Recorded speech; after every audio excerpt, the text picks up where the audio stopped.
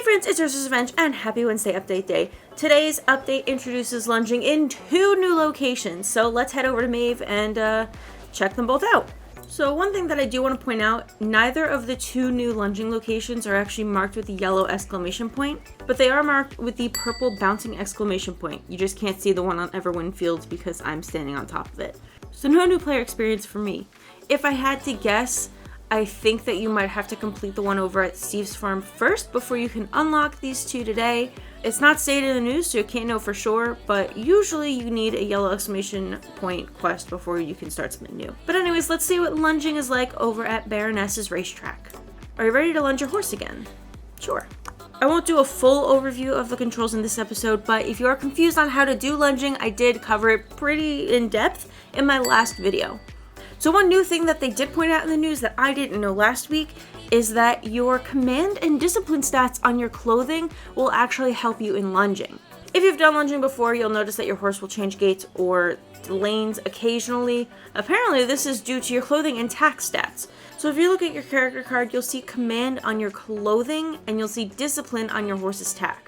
Different clothes have different stats as well as different tack has different stats. Generally, there's something considered max stat where you have the best stat of all clothing, but now that doesn't actually necessarily mean that you'll have the best command because sometimes things change. So normally the best stat would be like 453 for helmet, 814 for a shirt. Sometimes I've noticed these numbers actually swap. For example, with the shirt, I'm wearing one that has riding 8, jumping 1, and command 4. But I do have shirts in my closet that are riding 8, jumping 4, command 1. So you just kind of have to pay attention to which clothes you're wearing. And honestly, it looks like everything but your face accessory will actually give you command if you have good stat clothing. And then over on your horse's side, your discipline, let me see if I can find if that's even on tack. Discipline and horse tack, we're going to have to double check. I know that this horse doesn't have the best saddle pad. I have one with no stats on it, so I want to double check the saddle pads. But it looks like the discipline that this horse is getting is actually through the horseshoes. So I don't know if that's the only place they get discipline. We'll double check.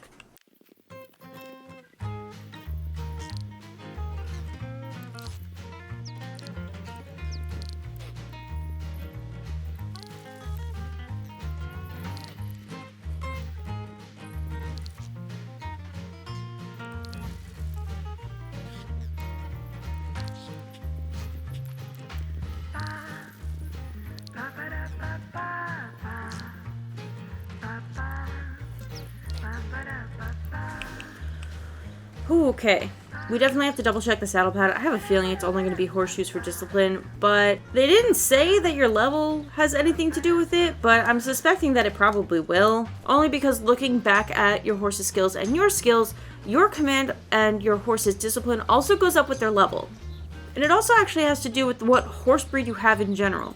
Our side's a little bit easier because the left number is the skill that increases with our level, and the one on the right is the one that's cumulative of the tack that we have. And for the horse, the first row is dependent on what breed they are, the middle one is dependent on their level, and the one on the right is based off of what tack they're wearing. So Supernova here only has 5 discipline. Lunging over at Baroness's Racetrack complete. Let's go to Starshine Ranch and check out their lunging, which is pretty much going to be the same thing, but you know what, it's a new change of scenery. Ooh, okay, cool. So, the lunging at Starshine Ranch is exactly where it was during the summer event, which I guess in hindsight makes just a ton of sense. But you know, this is likely to be, you know, the same exact thing that we've just done again, just now at Starshine Ranch.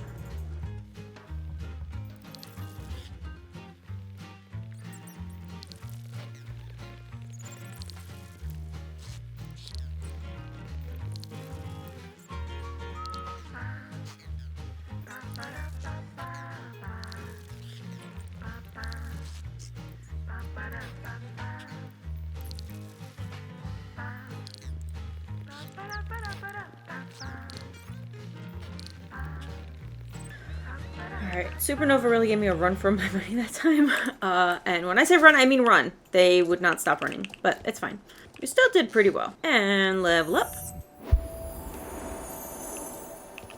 Nice. I'm back at my stable and I wanted to check out some of the stats of my higher level horses. So this is Dragon Soul. They are my club horse, So because my clothing has not changed, my command stat is the same, but you can see that under skills, Dragon Soul has a lot more discipline. So even though her breed is only 1 discipline, where Supernova's is 2 discipline from the start, because she's level 15, her skill is also level 15, and she only has 2 additional discipline due to her stats, which is just her horseshoes. She doesn't even have the best horseshoes. And this is also confirming that saddle pads do not have discipline. All your discipline comes from your horseshoes. So if you need that little extra boost from your horse, maybe consider getting the better horseshoes. If you were around for the winter event and the Halloween event this past year and you did a lot of work at Cauldron, we actually got a decent amount of horseshoes of the Master Blacksmith and some of the other statted horseshoes. So check your inventory and see if you have any of those lying around. So I took a look through all of my clothing to figure out what actually was the highest stat for each piece. So for shirts, it is 4 for command. There are a couple of ones to point out. So, for example, like I mentioned before, how some of the stats move around. I have this black baseball jacket where the jumping is 4 and the command is 1, when most other clothing has command 4 and jumping 1. This smuggler's jacket is the same thing as the baseball jacket. Jumping is 4 instead of command. For pants, your max command is going to be 3. For boots, your max command is going to be 4. I did find a couple of outliers to this. Some of the recent boots that we got for the summer event actually have jumping 4 instead of command 4, so keep an eye out on your boots. There are also a handful of not so new boots, like these Winter Master boots, which were, I believe, part of the Nick Stoneground quest, one of those unlockables with the archaeology, and the Northern Druid boots also have jumping 4 instead of command 4. I will say there was a shakeup in hats though. Normal max stat hat would be 5 command. However, I did find a lower stat hat that had a command of 6. This is the highest command that you can get for a hat, but the rest of the sets aren't too great. This is Agnetha's hat, which this is probably a quest reward for doing the Gardener's quest, if I had to guess. And gloves across the board had 4 command for your higher stat gloves. Now, all of that said, your horse is still going to disobey you sometimes and do whatever they want, regardless if they're level 15 and if you have the best stats. It's just random, but having better stats can definitely help ease up on that frustration that you're feeling when you're missing a lot of the cues because they're not listening. So this isn't in the news, but this is something that I did want to bring up. So Apple and I were running around training last week, and we noticed the Shady GED Worker over here kind of crashed into the rocks. I had posted about this on Tumblr, and a lot of people seem to think that this is a remainder from an old quest, but I'm not so convinced. The quest that would be in question would be the Squirrel quest that was pretty early in the game, but I think that quest started more over here towards the Silverglade area. Or I guess technically it would have been down this path over here, because I remember there was squirrel stuff over here and there were like barrier issues kind of recently, maybe a couple of months ago.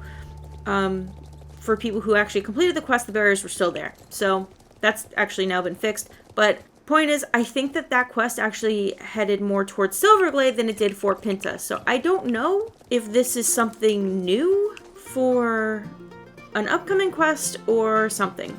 Also, something else worth pointing out, this guy only appears on this account for me. I have lower level accounts that I believe did the Squirrel quest that they don't see the Shady GED Worker. I believe they're like level 16 at this point. And I've definitely done the Squirrel quest on that account because things, the little fences and the cages that used to be there aren't there for me on that account. So I've definitely done it.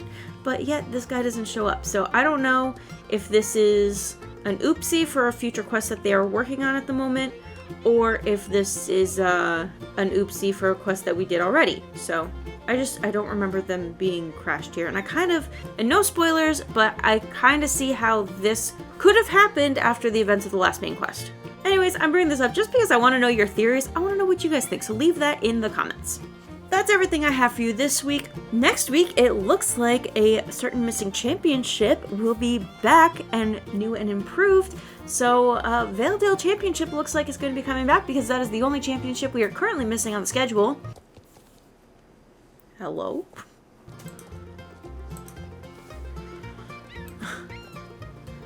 Goodbye!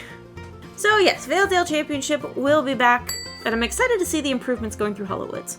As far as future updates, today was the last update that was on the current roadmap, so we should be getting a new roadmap tomorrow. Oh, and one last thing. If you are keeping up with the code saga that they've been doing over on social media, we did receive the last code. These are the remaining codes that didn't make it into last week's video. I don't know if any of them are still active. The last one should be because it's been less than 24 hours, so definitely get that as soon as possible so you don't miss out on your star coins. But at this point, the code event is over. It has run its course. We got all 9 codes. And honestly, I kind of hope they do something like this again in the future. Even if it's not for star coins, like if it's just for like random seasonal tack, or if it's for, you know, one-off items and things like that. I think that that would be cool. I liked hunting for these codes, and I thought it was really fun and engaging. And as a positive note for Star Stable, it actually brought people to regularly check their social media, which is great. So anyways, that is going to be it for this video. If you enjoyed it, make sure to leave a like and subscribe. I do try to cover every Wednesday update, and I will see you all in next week's video. Bye!